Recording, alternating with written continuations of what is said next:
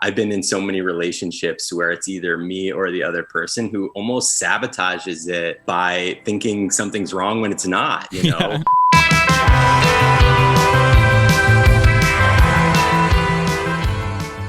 Hey, it's Brendan Janetti. And I'm Devin O'Haron. And you are listening to Music You're Missing. And we are bringing you Great, Good, Fine, Okay. They're a duo that originated in Brooklyn, New York back in 2013. And they have since seen tremendous success, amassing hundreds of millions of streams and working with the likes of the Chainsmokers, the Knocks, 21 Pilots, and more.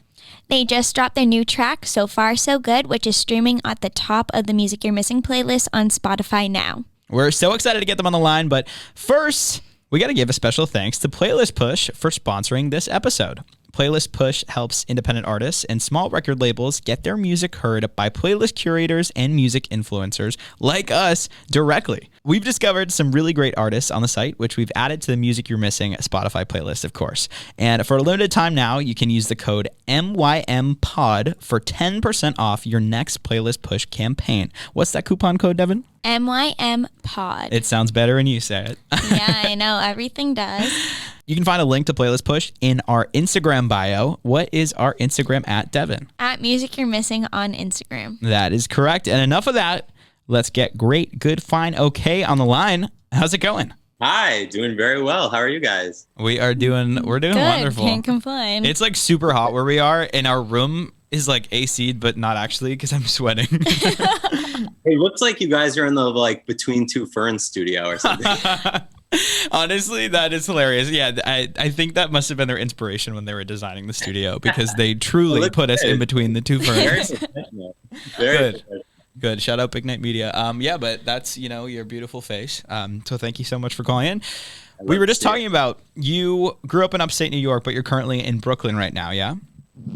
That's right. Yeah. Luke and I both grew up in upstate New York, actually, like Albany, and he grew up in Saratoga.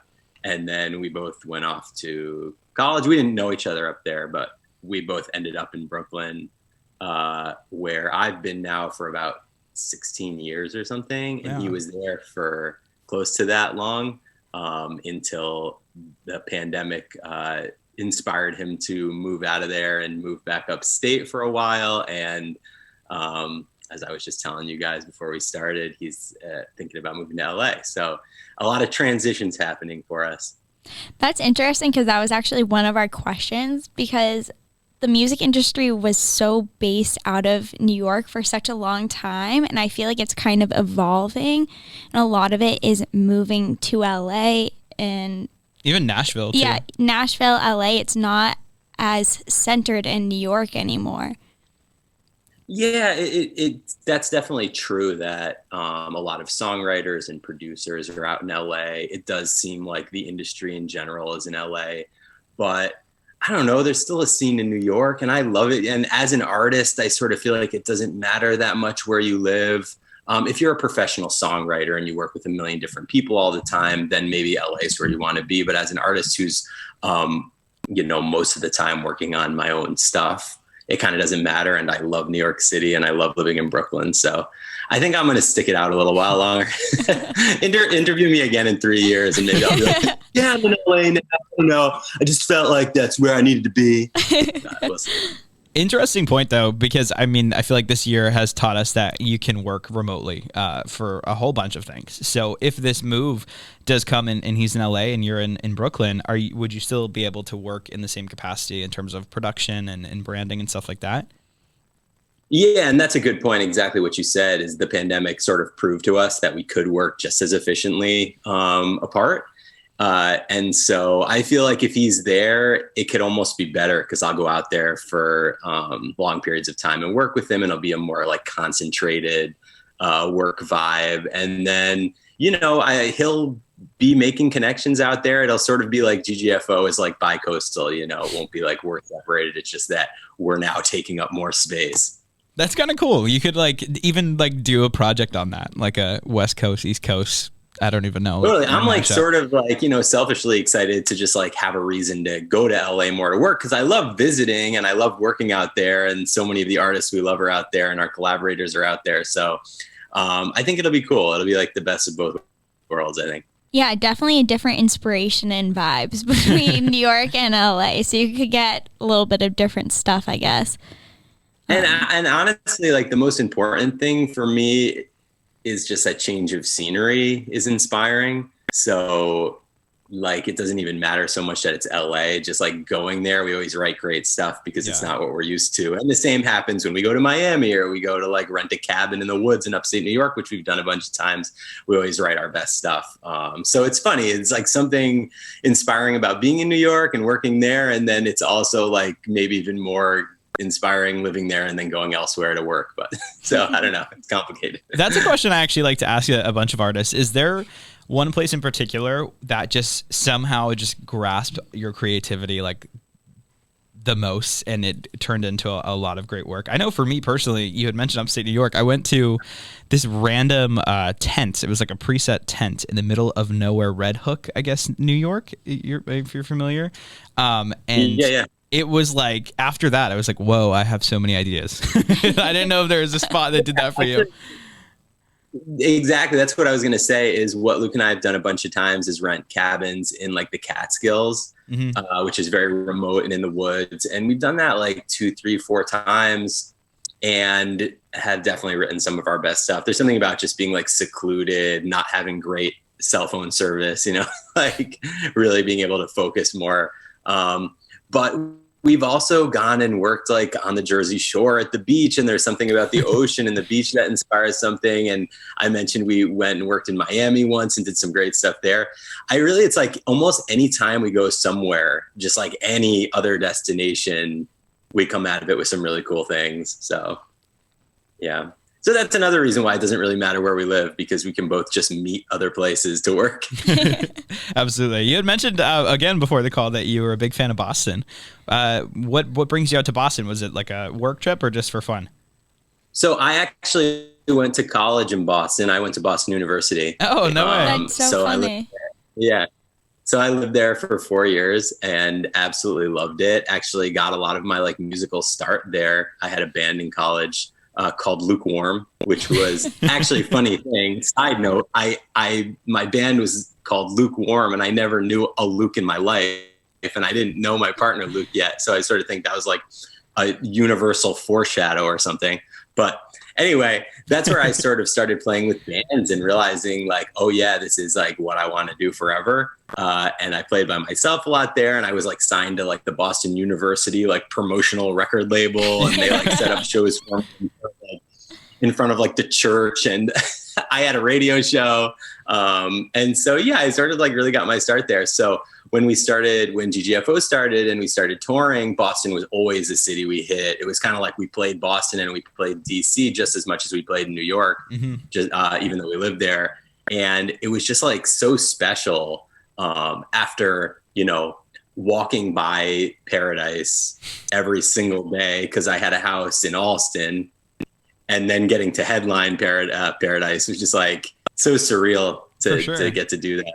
A full circle moment right there. You know, it's so weird. We talk to so many artists who we don't even realize have Boston connections, and it's always Paradise Rock Club that is the central connection. Club, the Middle East, and then Brighton Music Hall are like the big three. Yeah, I mean, we've played at all of those. I actually played at the Middle East while I was still in college and loved that place. Yeah, I don't know, there's something special about the Boston music scene. It's funny, when I was in college, not to age myself, so I hope nobody looks, but I watched the Agganis Arena get built. Oh, really? Wow. Yeah, there was nothing there when I started college, and by the time I finished, that arena was built. So I guess that would be a treat to get to play there at some point. Yeah, that would be full circle. Funny. That would be, honestly, that's one of my favorite venues because it's like an arena, but it's still like intimate and small. Very intimate. I've never been inside, actually, the arena. Really? It's like, it's like a half of an arena. Like I don't know many other venues around that are like it. It's like you took an arena and you cut it in half, but you still have like a floor and like stadium seating. It's pretty cool. And then one other thing I'll say about Boston, and this might be jumping ahead like 9 questions, but we're talking about a tour. And so we're like gearing up for that. And I wasn't necessarily going to mention it, but I'll just mention that we are going to be playing in Boston, and we're playing at one of my absolute favorite venues that we've never headlined before. So I'm just going to leave it there. That makes me like, I'm like trying to think of venues in my head and guess like. Yeah, you can. If you want to do some research, we've actually opened for a band there a long time ago, but we never headlined it. So anyway, I'm excited about it. Okay, cool. That gives me some like work to do after this. I'm going to to start Googling as soon as we're off this call. You can probably also figure it out because there's like a few venues in Boston that are just incredible. And this is one of them for a bunch of reasons, but whatever. I know. I feel like I know which one it is. But I also don't want to guess because, it's the listener's job. They can also guess. Yeah. I don't want you to guess because if you guess it right, I want to say, I got to leave it a little bit ambiguous. Also, everything's not like 100%, so I don't want to jinx anything. Got you. Like a little Easter egg. So I honestly should have mentioned this. So you had mentioned your partner with Great Good Fine Okay is Luke. This is John, obviously. Probably should have done that at the beginning. Nice to actually meet you. But interesting way how you formed is it seemed like it was pretty organically. You guys were both doing kind of your own thing. And then you were friends who wanted to work together and eventually got a team, and it obviously turned into Great Good Fine Okay. I'm just kind of wondering, at what point were you like, okay, this is our full-time idea and job right now? When were you like, okay, this is what we're putting our attention and energy into? Yeah, so to what you were saying, we were both pursuing our own music careers. Luke was producing for other bands and mixing and doing his genius stuff. And I had a band of my own, which was just basically my name. At one point, it was Jon Sandler and the Fancy Band. There were a couple of different iterations, but I was also doing pretty well. I was signed to an independent label, and I was touring a bunch. I played in London a few times and was doing some really cool things. So the last thing on my mind was giving that up and starting something new. And I don't think Luke expected to at that point start his own band. But, as it went, we became friends and we decided just to casually write a song together.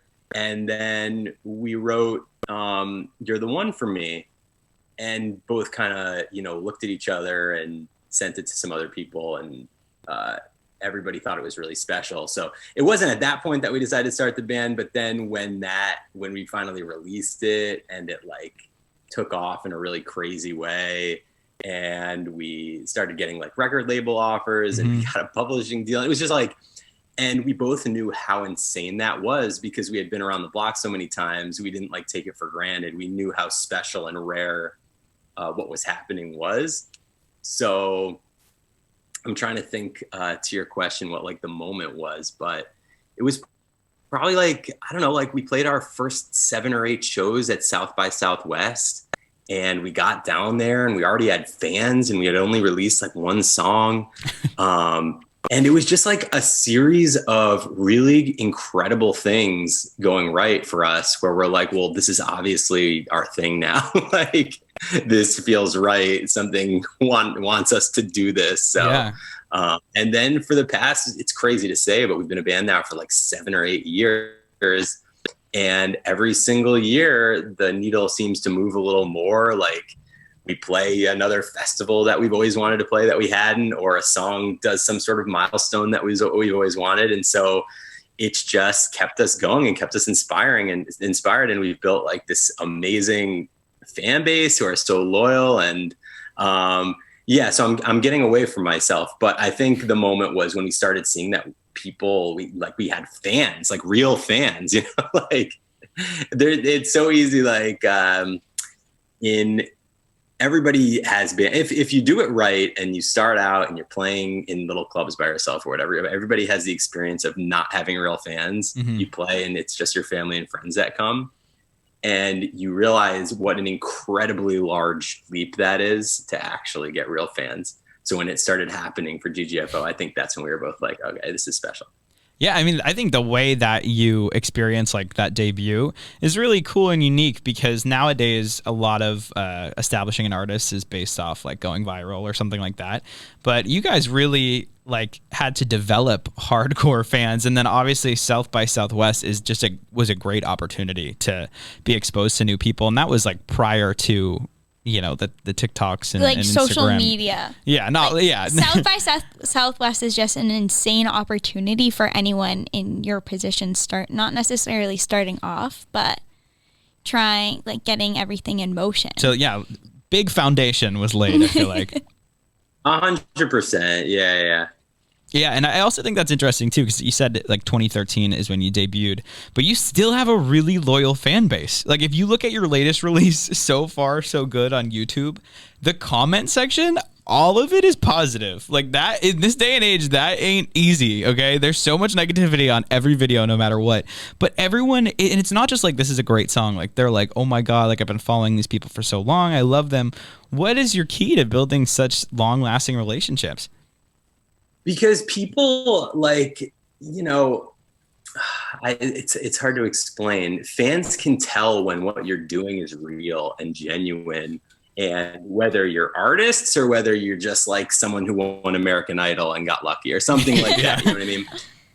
So when we had one song do well or two songs do well, we weren't like, we've made it. We knew that now the work begins because, okay, great, we got our foot in the door, but now we have to prove ourselves. And if we went on one tour and it was mediocre, then nobody would come to the next show. You know what I mean? If we released 3 shitty songs after the first 2 good ones, then no one's going to keep listening. So it's always been really important to us to stay consistent, which meant just like making the art for the right reasons, doing, never selling out in the sense of trying to do something just because it's trendy at the moment, but always trying to stay true to what we want to make music wise, and just always striving to give everything we can to the content we make, to the shows we put on, like everything from paying way too much money, more than we had, to create an amazing lighting production for our shows,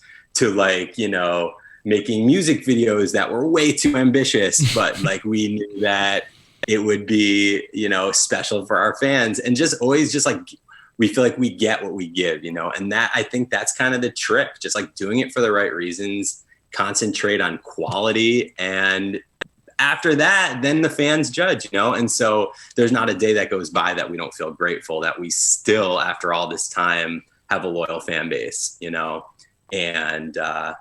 I don't know. I think that's a certain amount of luck, but a certain amount of just, the fans can tell if it's real or not. Definitely. It seems like you guys actively treat them well. Like you go above and beyond to make sure they're nourished with your content, your videos, your music, etc.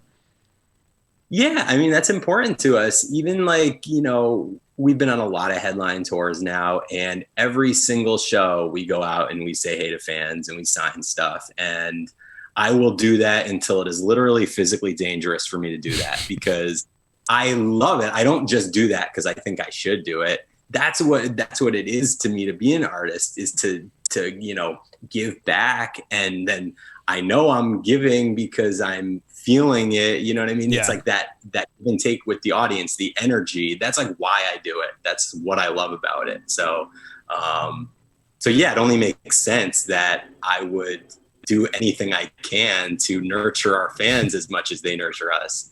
Yeah, and they appreciate it. We appreciate it. Yeah, for sure. I think, too, like, with that being said, it's clear that you guys are really kind of in control of the creative process of the brand itself. Like, I know it goes so far as even, like, the videography and the lighting. I know the programming the lighting yourself. That is something that really is, like, it's like a full like sensory, like you're in control of everything. I don't know. I think that's just rare. Like, yeah, that's very rare for artists to do. Like you're truly giving it your all. Yeah. I mean, we definitely take our performances really seriously. Luke is like an extremely talented graphic designer, animator, and like anything he decides to do, he's like insane at. So he decided that he was going to take it upon himself to program our lights. And so every time before a tour, on top of what goes into rehearsing and just making sure we sound good musically, Luke would spend like 2 weeks just like in a cave, programming these lights so like meticulously, so that, I mean, you guys have seen us. Yeah. Through like, we've never, not in person, but like on YouTube and whatnot. Yeah. Okay. Yeah. And so that's part of what we feel like is important, to like make the visual aspect of the music just as special as the musical part. And then what comes along with that also is renting these insanely big lights.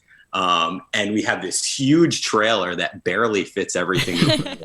And sometimes in a city like, Kansas City, or, where else? Just like in the smaller cities where we have a lot of fans, but not as many as like New York or LA. We play in these venues that are pretty small. Some of them are basically like bars with stages, and we're bringing this insane lighting package that we're like joke about how this is probably the like craziest lights this venue will ever see. and it's cool because even if there are like 150 people there, their minds are absolutely blown because they're in this like what could just be a dive bar with like 2 lights, seeing a full like lighting show synced up with the music. And like we just get like such a kick out of that. But it comes with us like hustling, and we are constantly like, we joke that we are lighting guys and part-time musicians when we're on tour, because it is like a full onslaught of like teamwork that needs to happen for us to like set the lights up in time and then take them down. It's a lot of work, but like, I don't know. We love doing it. Yeah, literally. I mean, even just the load in and load out in itself. Like, oh, it's brutal. Absolutely brutal. For those who aren't listening, I mean, for those who are listening, rather, that is not a traditional thing. Artists usually don't. Depending on your scale, but they have like a specific lighting person. And there's who also does all this. Typically a team, that does the load in, load out, depending on where you are in your career. But yeah, that's but lighting commitment itself is a full-time job, and I don't think people realize it. And I did not realize it until I started touring.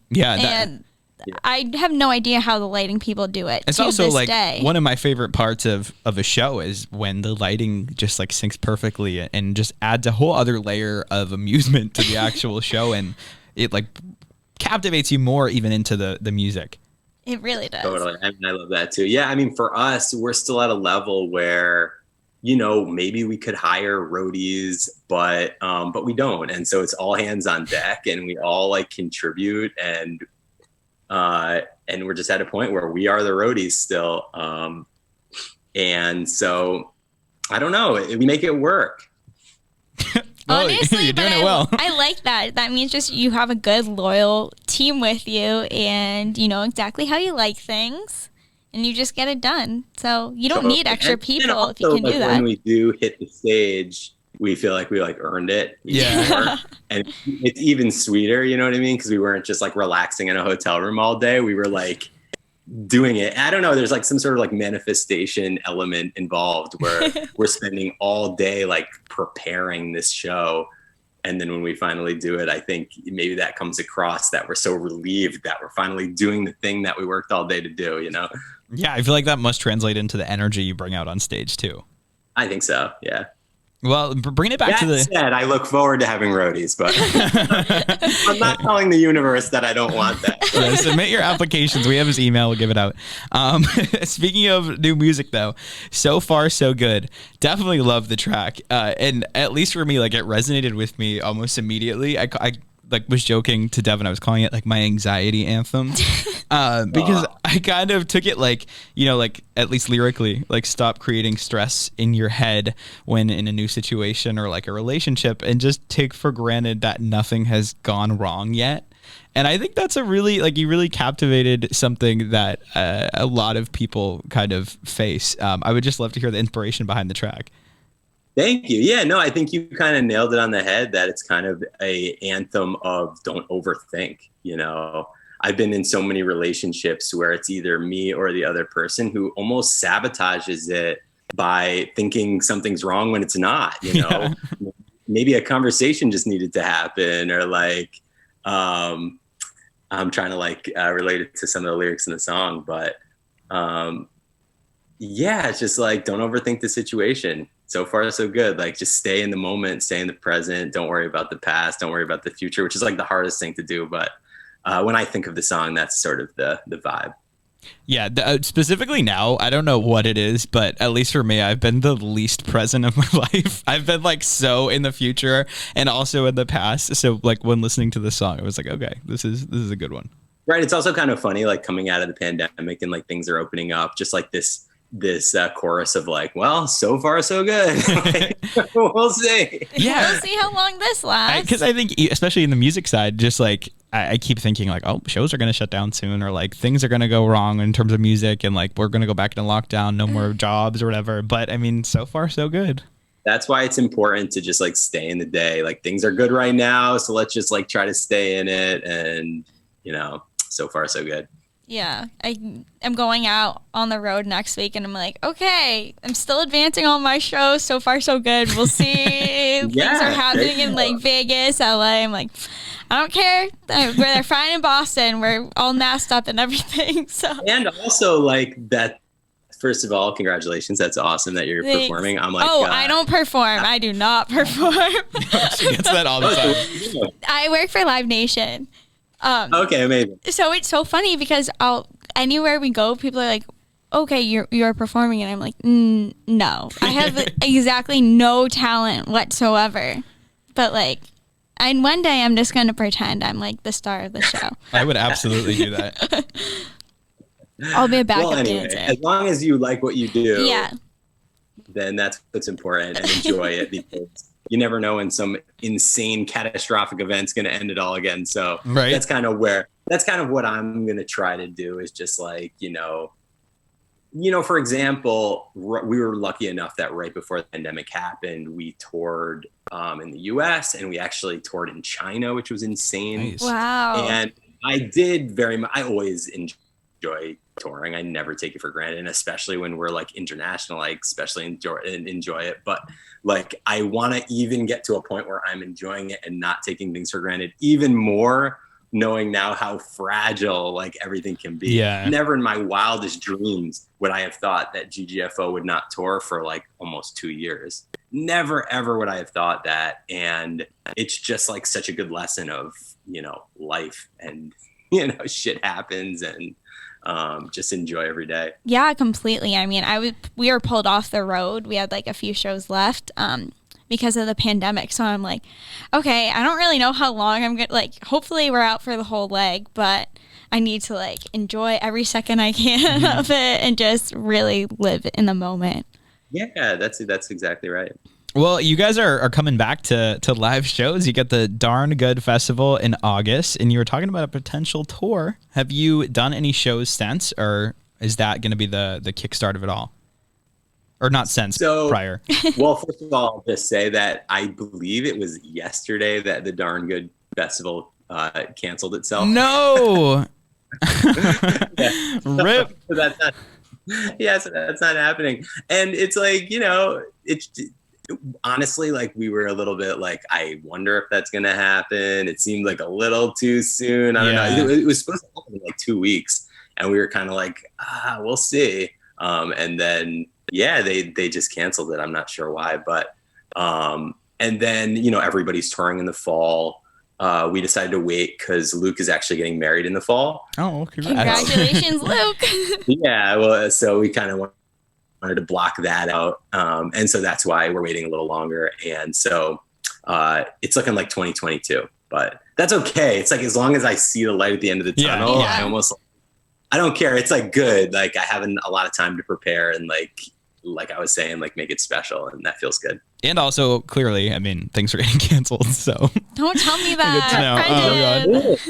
Oh, God. Honestly, like, not that I really like wish the best for everybody who has a tour in the fall. But if I had a tour booked in the fall, I'd be like a little nervous. I'm so nervous. I'm not gonna lie. Yeah, it's like with this freaking Delta variant, or I don't know what this is. It's like, oh no. I just hope that everything is under control. And You know, at least this time around, if anything were to happen, we at least know like how to approach it and still do things online and still That's maintain right. And relevance. also, people know that if there's another wave of this or something else, that the world's not going to end. Like, Yeah, we're going to get through it. I feel like a lot of people, since it was so unprecedented, were in a level of fear that might not have been as necessary. And maybe, like, I hope it never happens again, but next time around, people will handle it with, more solid footing. yeah. To say the very least. Yeah, I was really trying to put that like Yeah. lightly. No, I yeah, don't know. never mind. But I was just gonna say, like, when COVID happened, I ended up having to go to like Montana, and I drove there, and as I was getting further and further out west, it was just seeing how different communities reacted to it. It was at like the peak of it too. I'm in South Dakota, and if you wore a mask, people would literally like yell at you and like call you a loser. But then if you're in like, Massachusetts, you can't be caught dead without one, like even if you're outside running. So I think maybe if there is a second time around, at least we kind of have a better understanding of how to actually appropriately do it and just stay the fuck inside. Right. I hated that it became so political. Yeah. And that mask wearing became political. It was just so silly. It was like, come on, just like, doesn't it make sense that if you wear a mask, you're just a little less likely to get it? I mean, can we all agree on that? Oh, I mean, I've been wearing a mask because the whole team I'm going out with, they're all from the UK. And so it's so bad over there still, and they're like, you have to be really fucking careful. And I'm like, I know. I'm not leaving my house besides coming here for the next week until I leave. Yeah. I mean, and I get that. I don't think,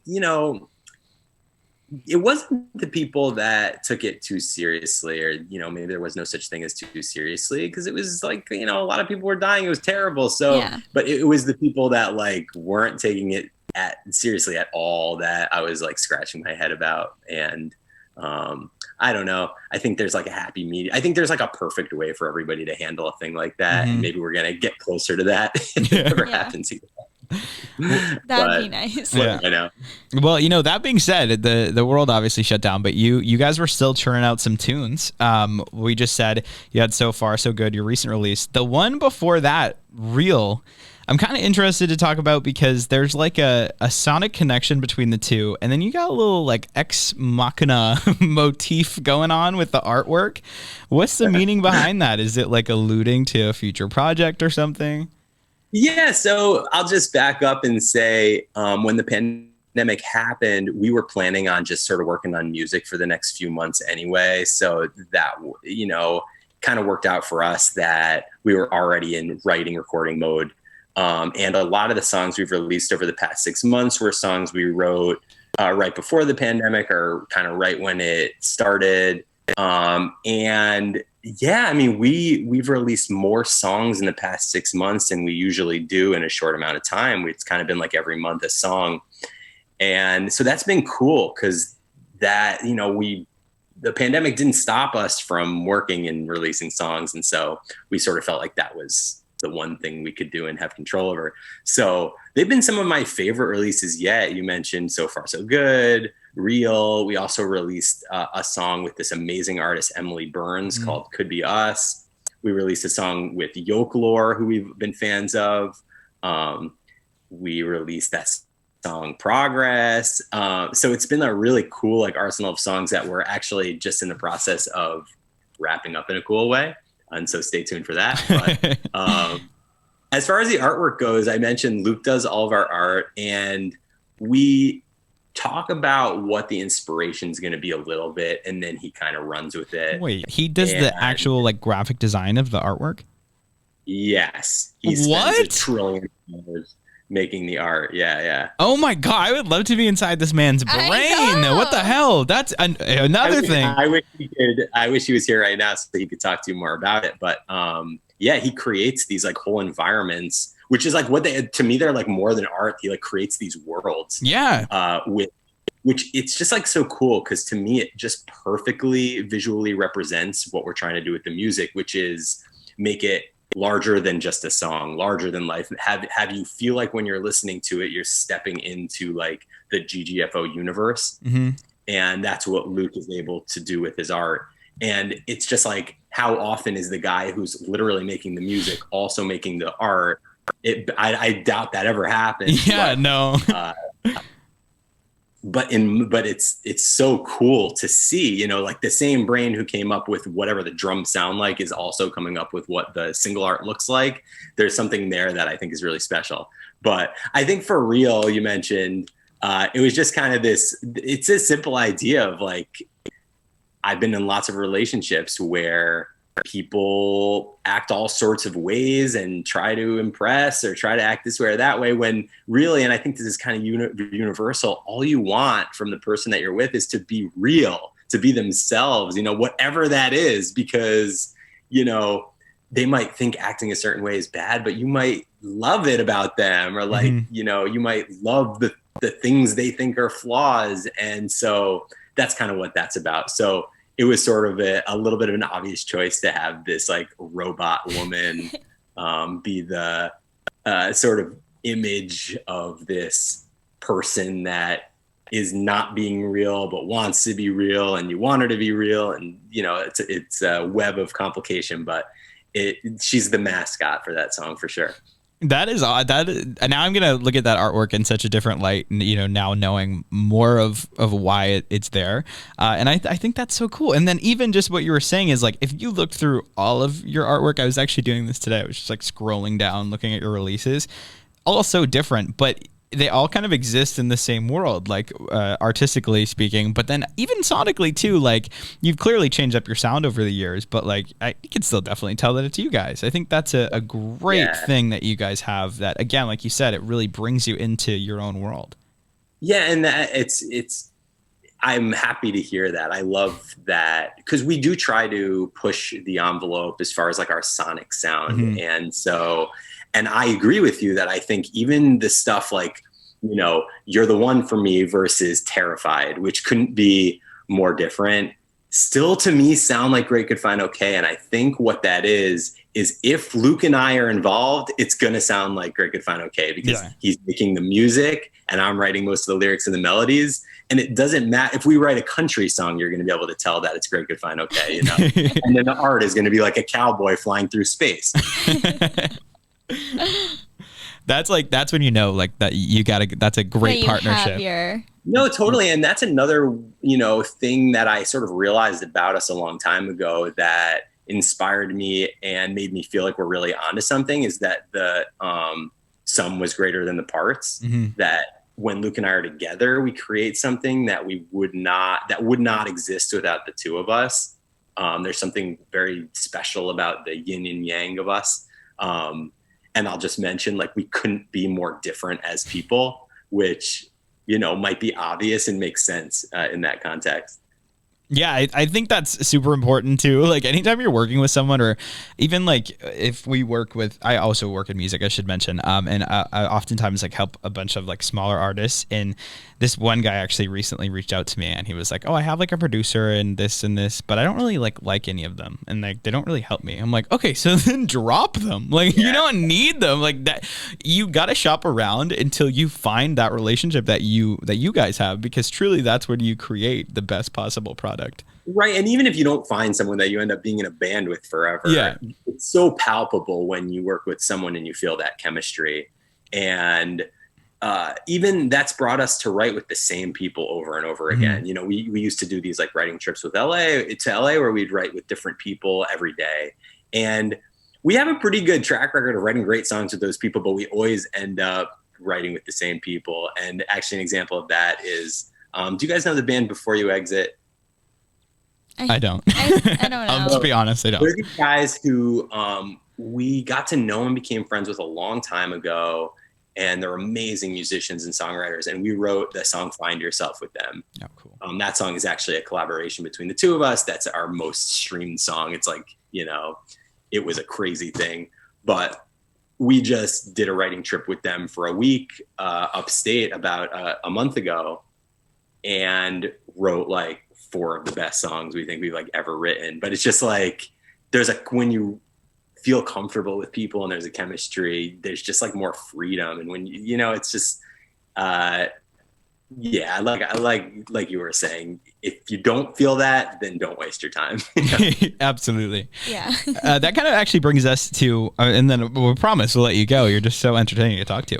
But Oh, it's all good. kind of brings us to the remixes that you guys do, because you recently remixed Slow Heart by Twin XL, but you've also remixed for the likes of X Ambassadors, St. Lucia, Foxes, 21 Pilots, just to name a few.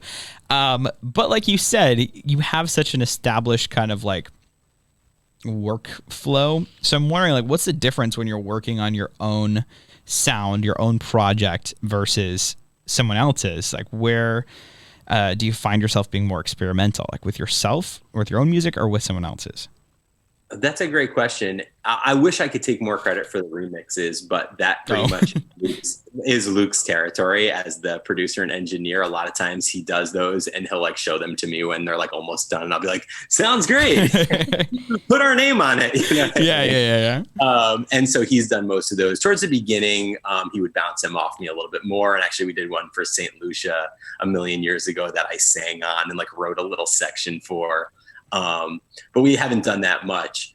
But going back to your question, I do write for a lot of other people, and Luke works on stuff for a lot of other people.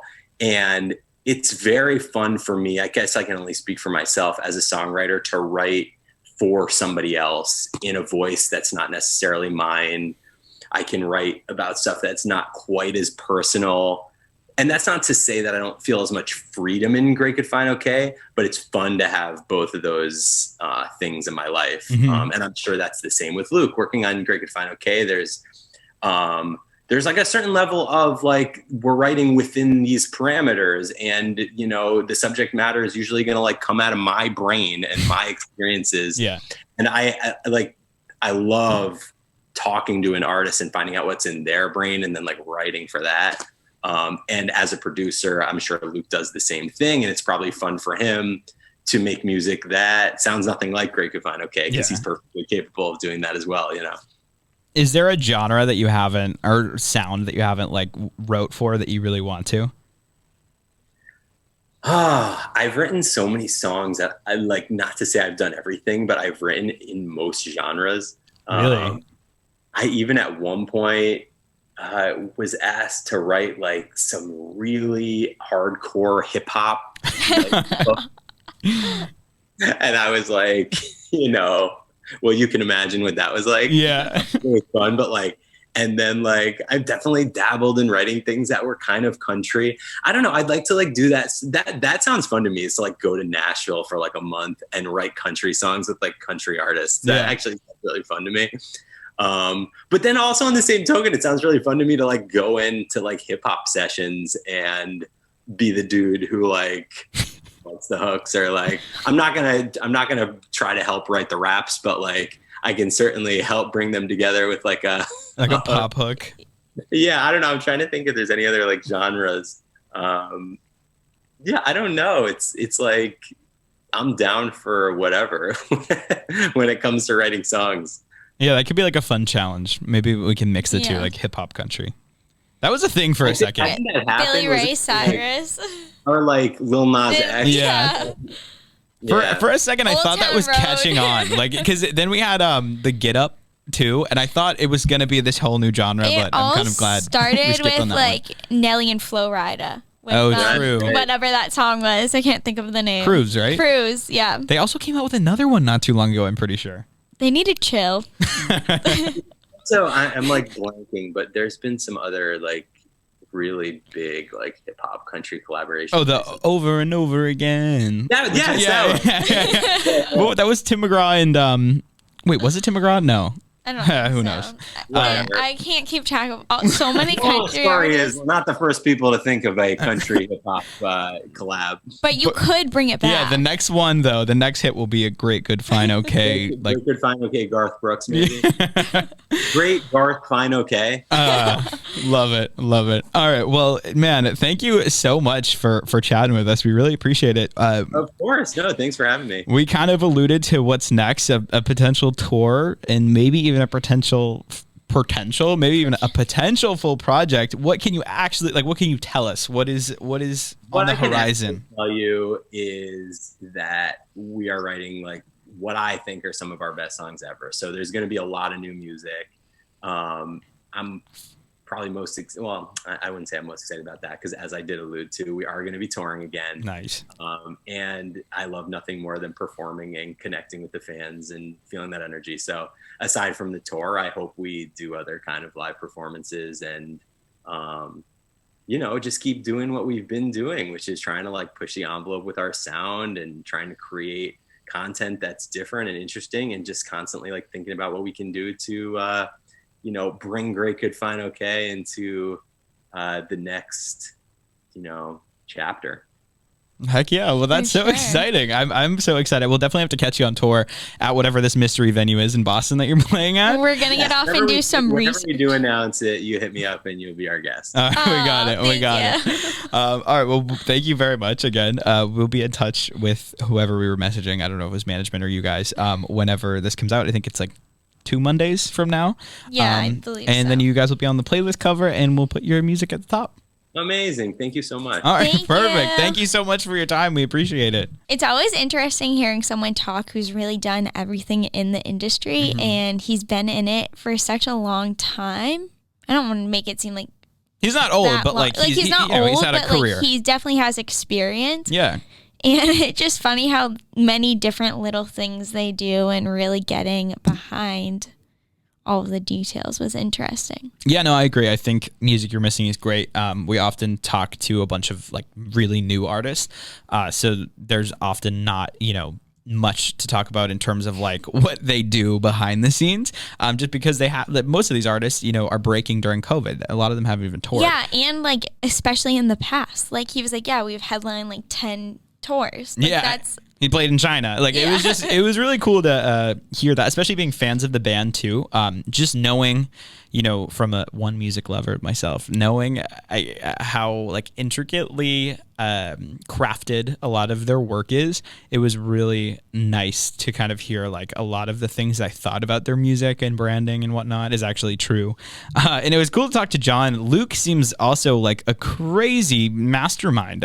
One day we'll have to chat with him. I feel like he's just a genius. Yeah, definitely. And I mean, Jon is also like a lyrical genius. So what a great little combo they have. 2 of them. You can reach them on social media at Great Good Fine Okay. And then you can find us at Music You're Missing. Their tracks So Far So Good and Real are streaming atop the Music You're Missing playlist right now, so go check it out. They're also coming to a city near you eventually when they announce a tour, so follow them on Instagram and you can see when it gets announced. But that's a secret for now. Yeah, it's a secret. All right, well, thank you so much, Great Good Fine Okay, for calling in, and thank you Playlist Push for sponsoring this episode. Again, you can use the coupon code MYMPOD for 10% off your next Playlist Push campaign.